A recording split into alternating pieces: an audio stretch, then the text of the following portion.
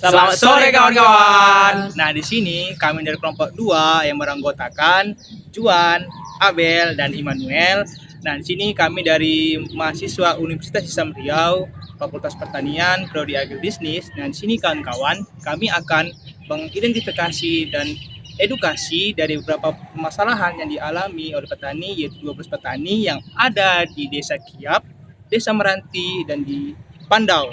Nah, permasalahan utama yang dihadapi petani itu yang pertama adanya harga TBS yang rendah, harga pupuk yang tinggi, dan juga tidak adanya penyuluhan di tempat tersebut.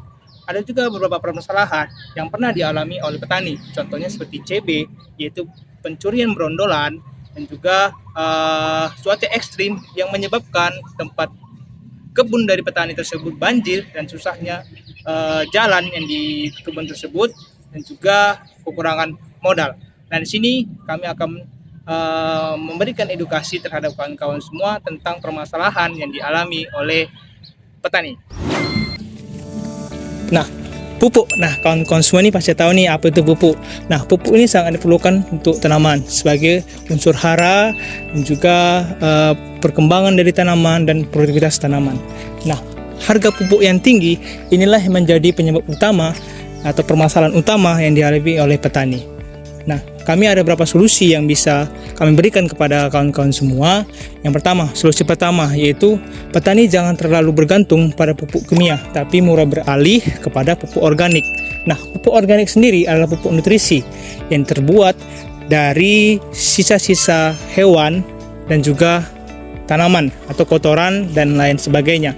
Nah, pembuatan pupuk organik sendiri itu seperti selain dari pupuk organik, ada juga solusi kedua, yaitu solusi kedua, petani mulai menggunakan atau mulai memperhatikan bantuan pemerintah seperti pupuk subsidi.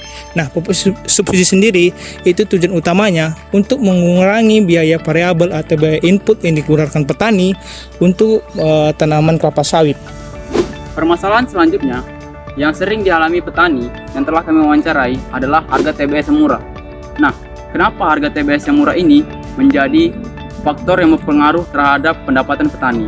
Yang dikarenakan kita tahu sendiri bahwasanya sawit sendiri, produk yang dihasilkannya hanya tandan buah sawit segar, tidak ada produk lain, sehingga petani sangat berpengaruh terhadap TBS tersebut. Ketika harga TBS rendah, petani tidak bisa melakukan tawar harga mengenai penjualan harga TBS tersebut. Jadi harga TBS rendah langsung dirasakan oleh petani. Tidak hanya dari harga TBS rendah, nah harga TBS ini juga bisa membuat petani dapat mengurangi pemupukan dan pembelian alat ataupun bahan-bahan untuk memenuhi produksi dari kelapa sawit sendiri. Nah, contohnya saja, kenapa petani bisa mengalami kerugian dari penjualan harga TBS yang bisa sering terjadi, yaitu petani tidak bisa menjual langsung ke pabrik. Dikarenakan apa? Karena kebanyakan petani itu hanya memiliki produksi yang sedikit, jadi dia tergantung kepada tengkulak. Nah, yang dimana kita ketahui bahwasanya tengkulak menjual atau membeli hasil dari produksi petani itu sangat rendah, tidak seperti pabrik. Nah, jadi harga TBS rendah juga dipengaruhi oleh tengkulak.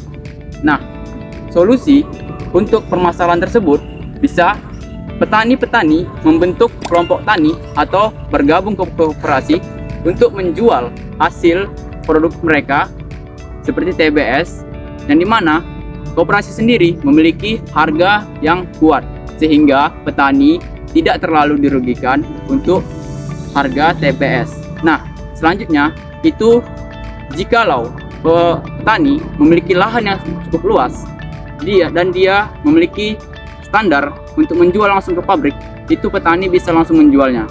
Dikarenakan apa? Dikarenakan ketika kita menjual langsung ke pabrik itu berbeda harganya, atau ketika kita melalui perantara itu akan jauh ketika kita menjual dengan langsung. Nah, selanjutnya untuk permasalahan harga TBS ini, yaitu kita membutuhkan kebijakan pemerintah, yang dimana kebijakan pemerintah sangat besar pengaruhnya terhadap penentu harga TBS sendiri.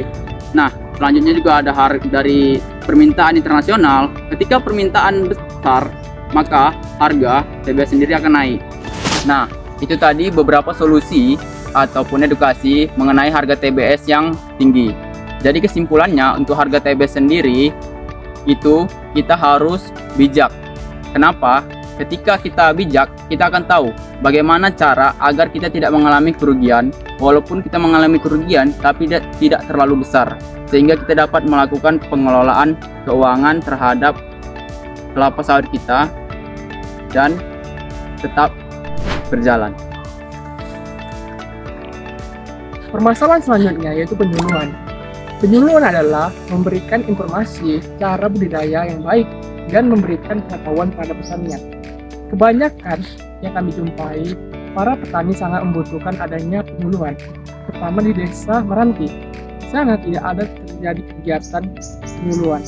Yang terjadi di sana permasalahannya yaitu kerugian, terus kerusakan, tidak tahunya informasi membuat mereka tidak tahu cara budidaya yang baik.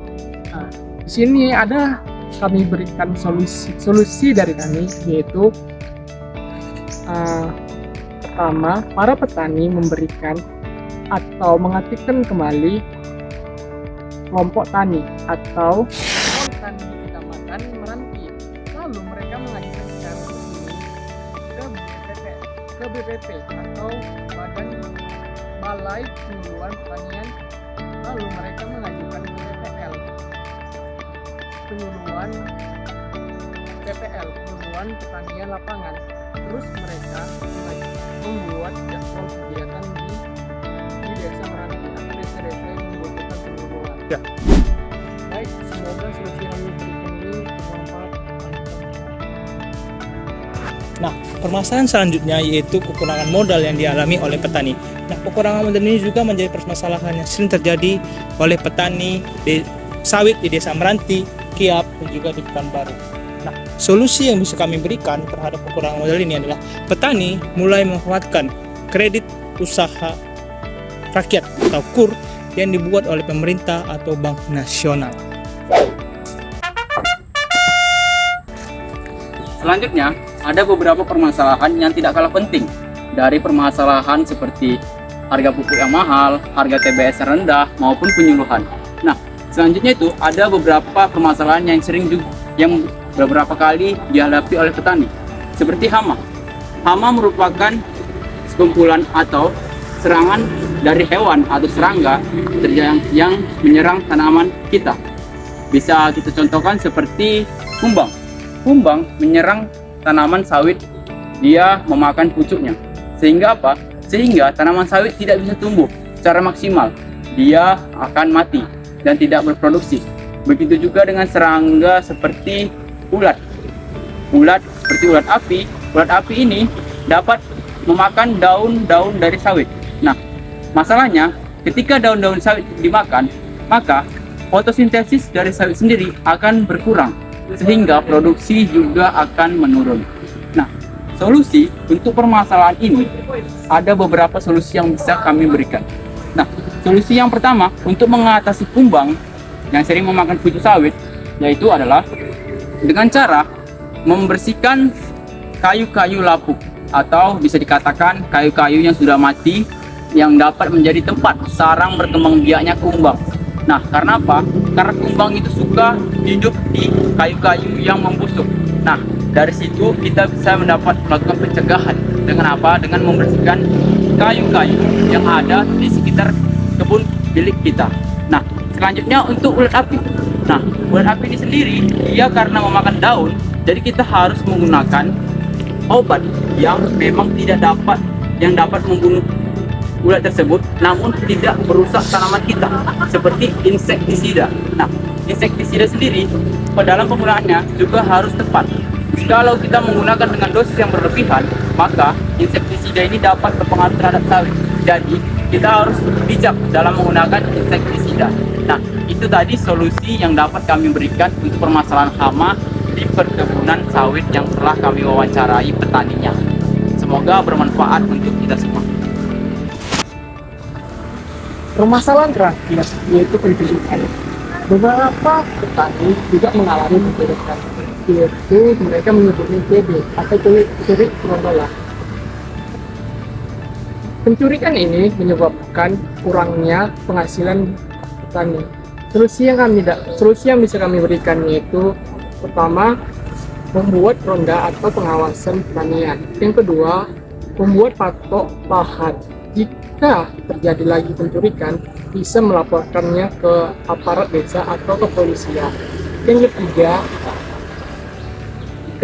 taat atau tepat waktu panen agar tidak ada terjadi pencurian. Terima kasih kawan-kawan yang sudah menonton edukasi yang telah kami berikan dari 12 petani yang ada di Desa Kiap, Meranti, dan Pekanbaru. Kiranya edukasi yang kami berikan ini dapat bermanfaat bagi kawan-kawan semua. Terima kasih telah menonton Dan jangan lupa like and subscribe dan dan share. komen. Mantap.